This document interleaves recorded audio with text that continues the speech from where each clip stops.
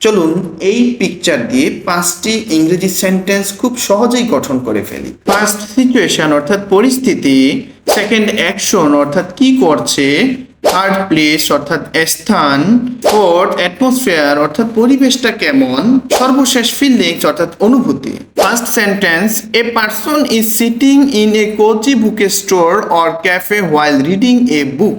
কেউ একজন আরামদায়ক বুক স্টোর বা ক্যাফের মধ্যে বসে বই পড়ছে। Second, they are holding the book close to their face as they lean back in the chair.